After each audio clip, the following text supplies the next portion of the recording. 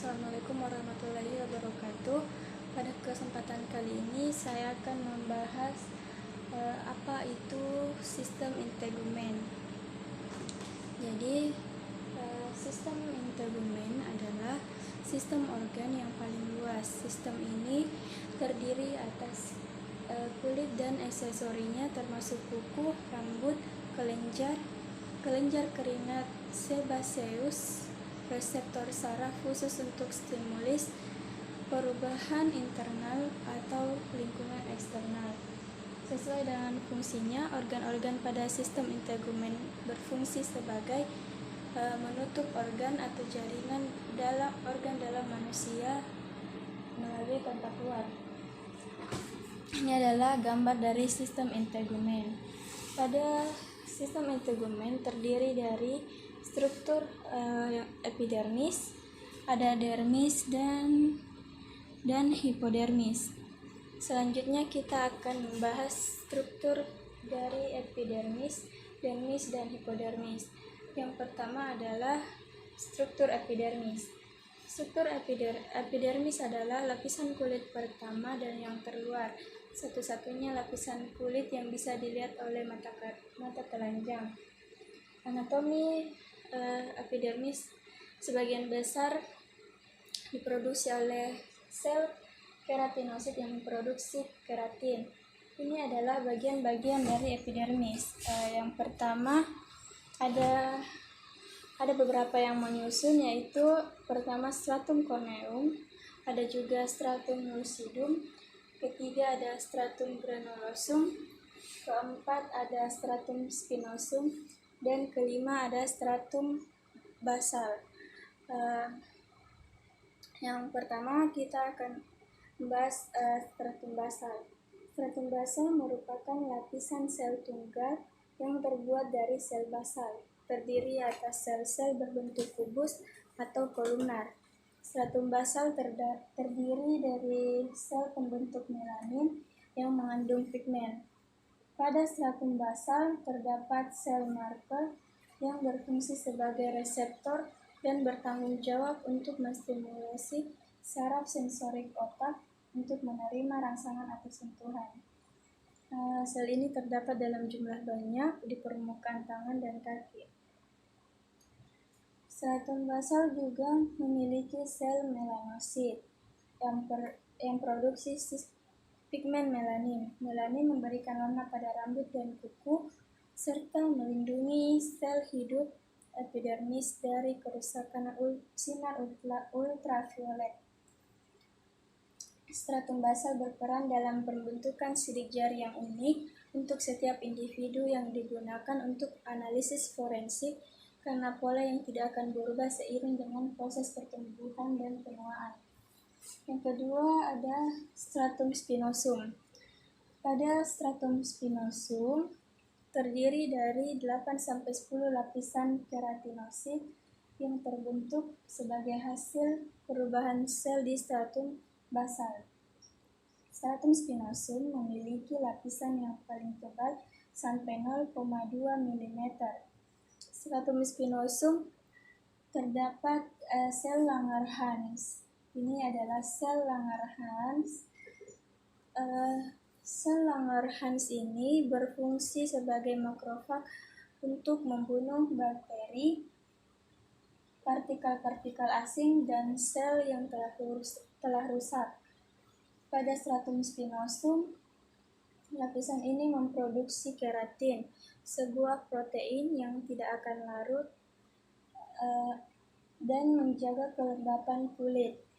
Pada stratum spinosum ada juga keratinosit, yaitu yang memulai pembentukan keratin yang menghasilkan glikolipid yang berperan untuk mencegah hilangnya air dari tubuh, sehingga kulit bersifat waterproof. Ketiga ada stratum granulosum. Ini adalah stratum granulosum. Stratum granulosum ini merupakan lapisan epidermis kulit yang tersusun atas keratinosit yang berimigrasi dari lapisan spinosum. Stratum granulosum berfungsi untuk meningkatkan filamen keratin. Stratum granulosum merupakan lapisan epidermis yang terletak antara stratum granulosum dan stratum basal. Stratum granulosum terdiri dari 3-5 lapisan sel gepeng dan bergranula atau granuli, yaitu lapisan biji padi. Pada stratum granulosum berfungsi menghasilkan protein keratin yang berserat, sitoplasma berbutir kasar atau keratohyalin, dan terdapat inti di antaranya. Stratum granulosum terdiri atas lamellar granules yang melepaskan lipid dan menolak air. Stratum granulosum mengandung pigmen melanin yang memberi warna pada kulit, berfungsi untuk melindungi kulit dari sinar ultraviolet. Keempat ada stratum lucidum. Pada stratum lucidum ini bersifat halus. Stratum lucidum terletak di antara stratum granulosum dan di bawah stratum corneum. Stratum lucidum ini merupakan lapisan sel terang, lapisan sel gepeng tanpa henti. Stratum lucidum mempunyai sitoplasma yang berubah menjadi protein atau yang menyusun sel-sel. Suatu protein yang kaya lipid, transparan, dan menghalangi masuknya air. Hanya ada pada kulit yang tebal. Untuk yang lebih jelas di telapak tangan dan telapak kaki. Stratum lucidum mengalami kehilangan air sehingga mencegah dehidrasi.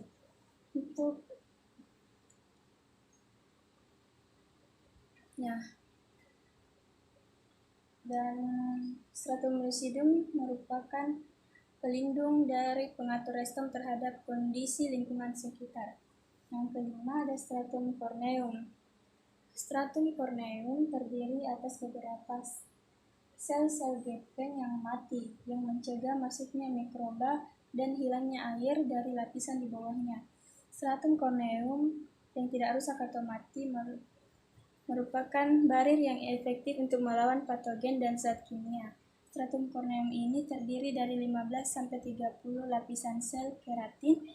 Lapisan ini yang akan meregenerasi selama periode 4 minggu. Stratum corneum akan mengurangi kehilangan air sehingga mencegah dehidrasi, melindungi lapisan kulit dan jaringan tubuh di bawahnya terhadap serangan fisik atau kuman. Stratum corneum merupakan pelindung akan melindungi kondisi di lingkungan sekitar. Yang struktur yang kedua adalah dermis. Dermis berfungsi untuk mendukung epidermis dan memiliki struktur yang kompleks. Struktur penyusun dermis terdiri atas serat elastis, serat vertikular, dan serat kolagen. Selain itu, dermis juga mengandung pembuluh darah dengan ujung saraf, sistem limfatik, kelenjar keringat dan kelenjar lemak, folikel rambut, jaringan penyambung, dan sel imunitas kulit. Dermis berperan penting dalam mencegah kelenturan kulit dan mempertahankan kondisi kulit tetap prima. Di dermis juga terdapat 2 lapisan. Yang pertama adalah lapisan papilari. Papilari ini mengandung kapiler darah dan menutrisi epidermis. Lapisan papilari mengandung Naismers corpuscles atau suhu dan ujung saraf nyeri dan suhu. Lapisan papilari adalah lapisan paling luar yang ada pada dermis yang membentuk derma papillae. Lapisan papilari terdiri atas fagosit atau sel yang berperan untuk melawan bakteri yang menginfeksi lapisan kulit. Lapisan ini juga mengandung capillary fossils Sargnavers atau yang disebut Naismars corpuscles. Nah, yang kedua adalah lapisan kapular. Lapisan retikular terdapat pada di bawah lapisan kapilari dan bertekstur lebih tebal. Lapisan retikular tersusun atas jaringan ikat yang rapat dan tidak teratur, terdiri atas banyak pembuluh darah dan banyak saraf sensorik dan simpatik. Lapisan ini terdapat kelenjar minyak, keringat, lemak, dan folikel rambut yang memberikan kekuatan dan elastisitas kulit. Pada lapisan retikular ada serat elastis yang menyediakan struktur yang elastis untuk kulit dan pergerakan. Pada lapisan retikular juga mengandung kolagen yang mengikat air untuk mempertahankan kulit tidak terhidrasi. Yang ketiga ada hipodermis. Hipodermis ini juga merupakan lapisan kulit lemak atau jaringan ikat yang merupakan rumah dari kelenjar keringat dan lemak, juga sel-sel kolagen. Lapisan hipodermis ini dikenal juga sebagai jaringan subkutis atau subkutan. Hipodermis mempunyai tanggung jawab pada tubuh untuk menjaga kestabilan panas pada tubuh manusia dan melindungi organ internal kita dalam tubuh manusia.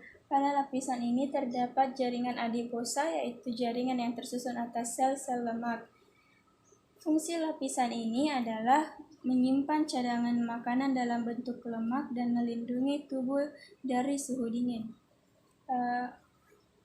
Mungkin sampai di sini, kurang dan lebihnya mohon dimaafkan.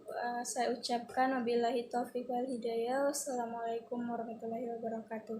Terima kasih.